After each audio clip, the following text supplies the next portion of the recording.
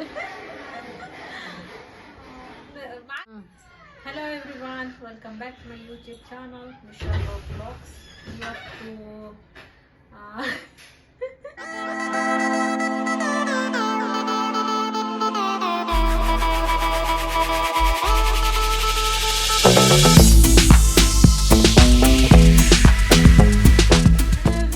Welcome back to my YouTube channel. So ಎಲ್ಲರೂ ಹೇಗಿದ್ದೀರಾ? I hope ಎಲ್ಲರೂ ಚೆನ್ನಾಗಿರ್ತೀರಾ ಅಂತ. ನಾನು ಕೂಡ ಚೆನ್ನಾಗಿದ್ದೇನೆ. ಇವತ್ತು ಗುರುವಾರದಿಂದ ಬ್ಲಾಗ್ ಸ್ಟಾರ್ಟ್ ಮಾಡ್ತಾ ಇದ್ದೇನೆ.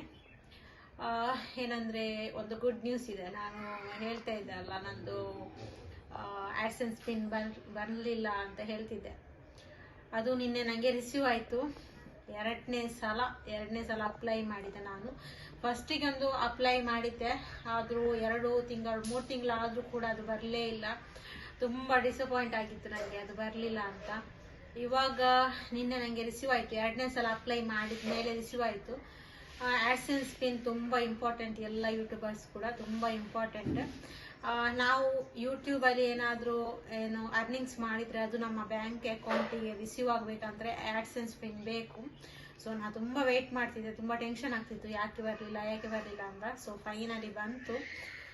ಮತ್ತೇನಂದರೆ ಇವತ್ತು ಸ್ವಲ್ಪ ಕ್ಲೀನಿಂಗ್ ಎಲ್ಲ ಮಾಡಲಿಕ್ಕಿದೆ, ಮತ್ತು ಅದೆಲ್ಲನೂ ಮತ್ತು ಏನಂದರೆ ಆಫ್ಟರ್ನೂನಿಂದ ಮಾಡಬೇಕಷ್ಟೇ. ಸ್ವಲ್ಪ ಕಿಚನ್ ಕ್ಲೀನಿಂಗ್, ಡೀಪ್ ಕ್ಲೀನಿಂಗ್ ಮಾಡಲಿಕ್ಕಿದೆ, ಅದು ಕೂಡ ಎಲ್ಲ ಮಾಡಬೇಕು. ಮತ್ತು ಇವತ್ತು ಬೆಳಿಗ್ಗೆ ನಾಷ್ಟೆಲ್ಲ ಆಯಿತು. ಅವರೆಲ್ಲ ಕೂಡ ಸ್ಕೂಲಿಗೆ ಹೋದರು. ಬನ್ನಿ, ನಾನು ಫಸ್ಟಿಗೆ ಆ್ಯಡ್ಸೆನ್ಸ್ ಪಿನ್ ತೋರಿಸ್ತೇನೆ. ಪಿನ್ ತೋರಿಸೋದಿಲ್ಲ, ಆ್ಯಡ್ಸೆನ್ಸ್ ಪಿನ್ ಬಂದದ್ದು ತೋರಿಸ್ತೇನೆ. ಓಕೆ, ನನ್ನ ಆ್ಯಡ್ಸೆನ್ಸ್ ಪಿನ್ ಕೊರಿಯರ್ ಬಂದಿದೆ ನೋಡಿ. ಇನ್ನೂ ಕೂಡ ನಾನು ಓಪನ್ ಮಾಡಲಿಲ್ಲ, ನಿಮಗೆ ತೋರಿಸಿ ಓಪನ್ ಮಾಡುವ ಅಂತ ನಿಮಗೆ ತೋರಿಸಿ ಮತ್ತೆ ನಾನು ಆ್ಯಡ್ಸೆನ್ಸ್ಗೆ ಅಲ್ಲಿ ಹಾಕ್ತೇನೆ. ಇದು ಆ್ಯಡ್ಸೆನ್ಸ್ ಪಿನ್ ಹಾಕಿ ನಾವು ವೆರಿಫೈ ಮಾಡಿದರೆ ಮಾತ್ರ ನಮ್ಮ ಅಕೌಂಟಿಗೆ ನಮ್ಮ ಹಣ ಏನು ರಿಸೀವ್ ಆಗ್ತದೆ. ಇದು ಬರಲಿಕ್ಕೆ ಕೂಡ ತುಂಬ ಕಷ್ಟಪಡಬೇಕು ನಾವು ಯೂಟ್ಯೂಬರ್ಸ್ಗೆ ಗೊತ್ತಿರ್ತದೆ. $10 ಆದಮೇಲೆ ಇದಕ್ಕೆ ಪಿನ್ನಿಗೆ ಅಪ್ಲೈ ಮಾಡಲಿಕ್ಕೆ ಆಪ್ಷನ್ ಕೊಡ್ತಾರೆ. $10 ಆದಮೇಲೆ ಒಂದು $20 ಕಳಿಬೇಕೇನಾಯಿತು ನಮ್ಮ ಕೈಗೆ ಸಿಗ್ಲಿಕ್ಕೆ. ನನಗೆ ಹಾಗೆ ಆಯಿತು, $20 ರಿಸೀವ್ ಆಯಿತು. ಅದು ಕೂಡ 2ನೇ ಸಲನೂ ನಾನು ಅಪ್ಲೈ ಮಾಡಿದೆ.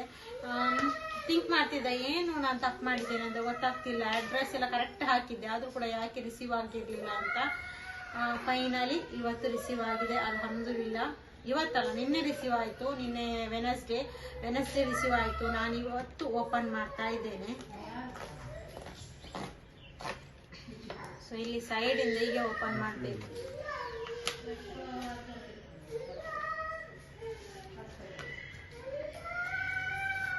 ಮತ್ತೆ ನುಸ್ರ ಇದ್ದಾಳೆ, ಮತ್ತೆ ಅಮ್ಮನವರೆಲ್ಲ ಇದ್ದಾರೆ.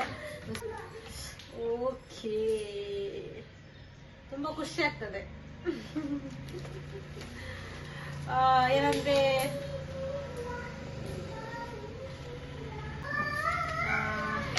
ಇದು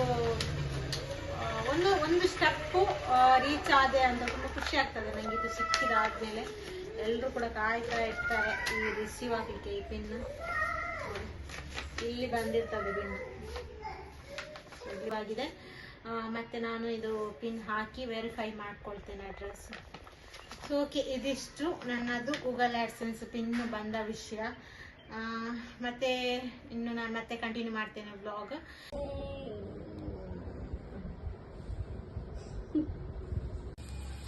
ನೋಡಿ, ಟೊಮೆಟೊ ಚಟ್ನಿಗೆ ಸೈಡ್ ಡಿಶ್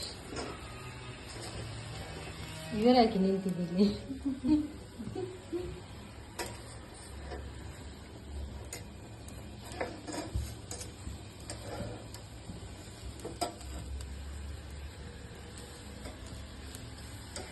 ಟೊಮೆಟೊ ಚಟ್ನಿ ಮಾಡಲಿಕ್ಕೆ, ಸೈಡ್ ಡಿಶ್ ಮಾಡಲಿಕ್ಕೆ ಮಾಡ್ತಾ ಇದ್ದೇನೆ ನಾನು. ಅಂದರೆ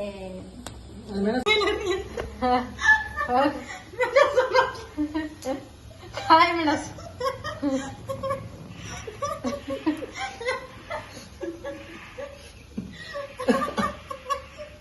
ಇದು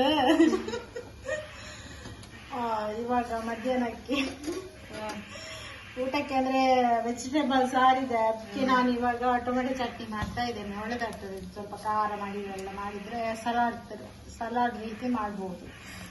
ಹಾಗೆ ಇದು ಸರಿ ಮಾಡಿ ಒಳ್ಳೆ ಚೆನ್ನಾಗಿ ಸ್ಮ್ಯಾಶ್ ಮಾಡಿ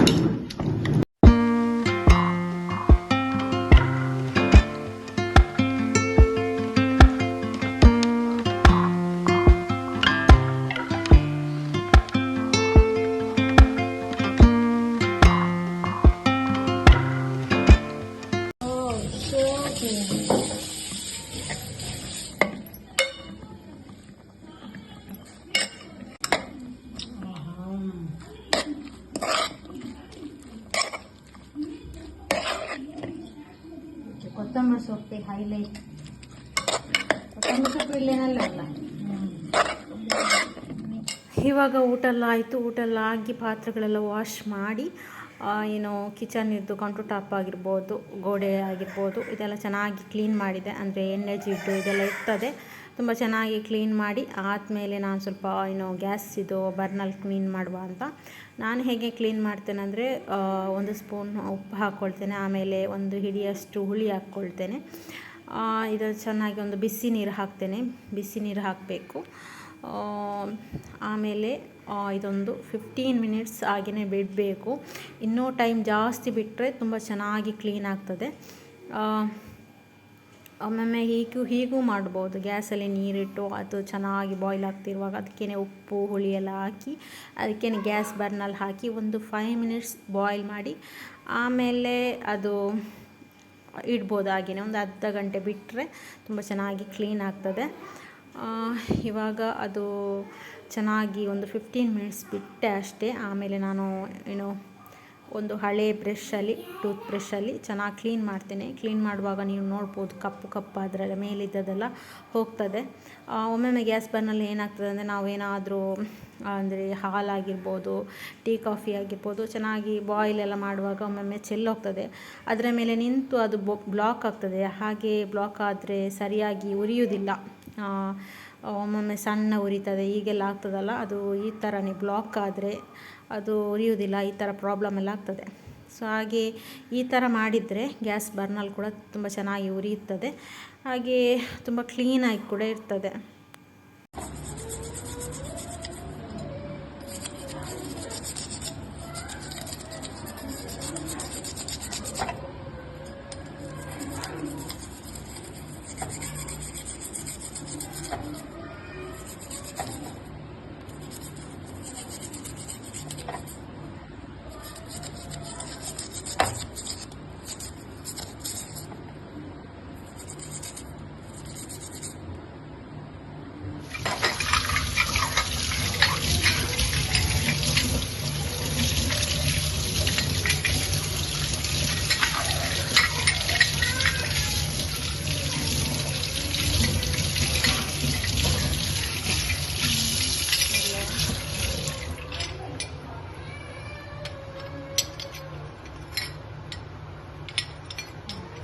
ಬರ್ನಲ್ಲೆಲ್ಲ ತೆಗೆದು ವಾಶ್ ಮಾಡಿ ಆದಮೇಲೆ ಇವಾಗ ಕಾರ್ನರ್ ಸ್ಟ್ಯಾಂಡ್ ಇದೆಯಲ್ಲ ಅದು ವಾಶ್ ಮಾಡ್ತಾ ಇದ್ದೇನೆ.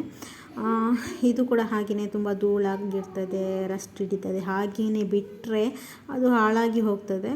ನಾವೇನು ಮಾಡಬೇಕಂದ್ರೆ, ನಾನು ಈ ಥರ ಮಾಡ್ತಾಯಿರ್ತೇನೆ. ಒಂದು ವಾರಕ್ಕೆ 1-2 ಸಲನಾದರೂ ಕೌಂಟರ್ ಟಾಪಲ್ಲಿರೋದು ಎಲ್ಲನೂ ತೆಗೆದು ವಾಶ್ ಮಾಡೋಕ್ಕಾಗದ ವಸ್ತುಗಳನ್ನು ವಾಶ್ ಮಾಡ್ತೇನೆ. ಹಾಗೆ ಒರೆಸಿ ಇಡಬೇಕಂತ ಇದ್ದರೆ ಅದು ಒರೆಸಿಡ್ತೇನೆ. ಹೀಗೆ ಮಾಡ್ತೇನೆ ನನಗೆ ಟೈಮ್ ಸಿಕ್ಕಾಗೆಲ್ಲ. ಹಾಗೆ ಮಾಡಿದರೆ ನಮಗೆ ಒಮ್ಮೆಲೆ ಕಷ್ಟವೂ ಆಗೋದಿಲ್ಲ. ನಮ್ಮ ವಸ್ತುಗಳು ಏನಿರ್ತದೆ ಅದು ತುಂಬ ಚೆನ್ನಾಗಿ ಬಾಳಿಕೆ ಬರ್ತದೆ. ಇದೆಲ್ಲ ಚೆನ್ನಾಗಿ ತೊಳೆದು ಒರೆಸಿ ಎಲ್ಲ ಸೆಟ್ ಮಾಡಿ ಇಡ್ತಾಯಿದ್ದೀನಿ. ಮತ್ತು ಬ್ಯಾಕ್ಗ್ರೌಂಡಲ್ಲಿ ನಾಯ್ಸ್ ಕೇಳಿದರೆ ಅವಾಯ್ಡ್ ಮಾಡಿ ಆಯಿತಾ. ಮನೆಯಲ್ಲಿ ಮಕ್ಕಳಿದ್ದಾರೆ, ಅವರ ವಾಯ್ಸ್ ಕೇಳ್ತಾನೆ ಇರ್ತದೆ. ಅವರನ್ನು ಸುಮ್ಮನೆ ಕೂತ್ಕೊಳ್ಳಿಸಲಿಕ್ಕೆ ಆಗೋದಿಲ್ಲ. ಆಮೇಲೆ ಇವಾಗ ಮಿಕ್ಸಿ ಸ್ವಲ್ಪ ಕ್ಲೀನ್ ಮಾಡುವ ಅಂತ ಮಿಕ್ಸಿ ನಾನು ಡೈಲಿ ಗ್ರೈಂಡ್ ಮಾಡ್ತೀನಿ, ಆವಾಗಲೇ ಚೆನ್ನಾಗಿ ಒರೆಸಿ ಕ್ಲೀನ್ ಮಾಡಿರ್ತೇನೆ. ಆದರೂ ಒಮ್ಮೊಮ್ಮೆ ಡೀಪ್ ಕ್ಲೀನಿಂಗ್ ಮಾಡುವಾಗ ಇದನ್ನು ಕೂಡ ಕ್ಲೀನ್ ಮಾಡ್ತೇನೆ. ಅಂದರೆ ಅದಕ್ಕೆ ಅಂತಲೇ ನಾನು ಬ್ರಷ್ ಇಟ್ಕೊಳ್ತೇನೆ. ಮಿಕ್ಸಿ ಕ್ಲೀನ್ ಮಾಡಲಿಕ್ಕಾಗಿರ್ಬೋದು, ಗ್ಯಾಸ್ ಸ್ಟವ್ ಕ್ಲೀನ್ ಮಾಡಲಿಕ್ಕೆ ಬೇರೆ ಒಂದು ಬ್ರಷ್ ಇಟ್ಕೊಳ್ತೇನೆ. ಅದರಲ್ಲಿ ಸೈಡಲ್ಲಿ ಏನಾದರೂ ಚೆಲ್ಲಿರ್ತದೆ ಅದೆಲ್ಲ ತುಂಬ ಚೆನ್ನಾಗಿ ಕ್ಲೀನಾಗಿ ಹೋಗ್ತದೆ. ಆಮೇಲೆ ಏನಾದರೆ ನೀಟಾಗಿ ಕೂಡ ಕಾಣ್ತದೆ ಮಿಕ್ಸಿ, ತುಂಬ ಬೇಗ ಹಾಳಾಗಲ್ಲ. ಈ ಥರ ಮಾಡ್ತೇನೆ ನಾನು. ಮತ್ತು ಕೆಲವೊಬ್ಬರು ಹೇಳ್ಬೋದು ಯಾಕೆ ಇದನ್ನೆಲ್ಲ ತೋರಿಸ್ತಾ ಇದ್ದಾರೆ ಅಂತ. ಇದೊಂದು ಕ್ಲೀನಿಂಗ್ ರೊಟೀನ್ ಮಾಡುವಾಗ ನಿಮ್ಮ ಹತ್ರ ಕೂಡ ಶೇರ್ ಮಾಡಿಕೊಳ್ಳುವ ಅಂತ ಶೇರ್ ಮಾಡ್ಕೊಳ್ತಾ ಇದ್ದೇನೆ. ಇನ್ನು ಕೆಲವರಿಗೆ ಇದು ಮೋಟಿವೇಟ್ ಕೂಡ ಆಗ್ಬೋದು ಕ್ಲೀನಿಂಗ್ ಮಾಡೋದು. ಆಮೇಲೆ ಇದೆಲ್ಲ ಕ್ಲೀನ್ ಮಾಡಿ ಆದಮೇಲೆ ಇನ್ನು ನೈಟಿಗೆ ಇದು ನೈಟ್ ಮಾಡ್ತಾಯಿದ್ದೇನೆ, ನೈಟ್ಗೆ ವೀಡಿಯೋ ಮಾಡ್ತಾಯಿದ್ದೀನಿ. ನೈಟಿಗೆ ಎಗ್ ಬಿರಿಯಾನಿ ಮಾಡುವ ಅಂತ. ಎಗ್ ಬಿರಿಯಾನಿಗೆ ಏನೆಲ್ಲ ಬೇಕು ಅದೆಲ್ಲ ಪ್ರಿಪೇರ್ ಮಾಡ್ಕೊಳ್ತಾ ಇದ್ದೇನೆ. ಇದು ನಾ ರೆಸಿಪಿಯಲ್ಲಿ ಕೂಡ ನಾನು ಶೇರ್ ಮಾಡ್ಕೊಳ್ತಾ ಇಲ್ಲ ಇವಾಗ.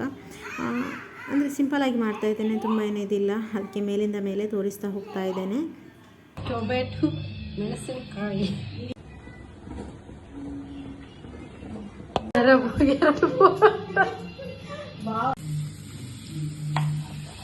ನೋಡಿ ಗೈಸ್, ಮೊಸರಣಿಗೆ ಯಾವಾಗಲೂ ಕಟಿಂಗ್ ಮಾಡುವ ಕೆಲಸ ಎಲ್ಲ ಕಟ್ ಮಾಡಿದ್ವಿ.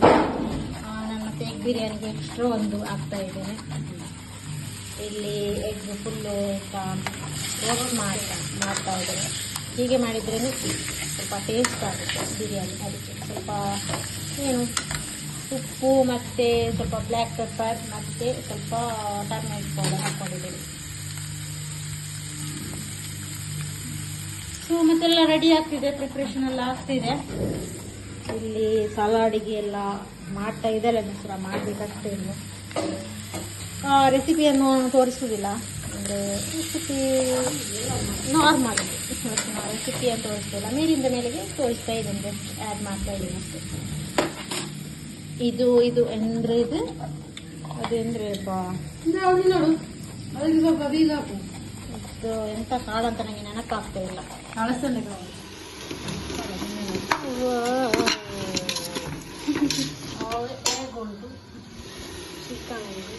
ಚಿಕನ್ ಎಲ್ಲ ಹಾಕಿದ್ಲು ನೋಡಿ, ಎಲ್ಲ ಹಾಕಿದ್ಲು. ಮತ್ತೆ ಇದಂತ ಒಂದು ಕಾಳು ಹಾಕಿದ್ಲು, ಭಾರಿ ಟೇಸ್ಟ್ ಆಗ್ತಿದ್ಲು. ಮೊಸರು ಹಾಕಿದ್ಲು.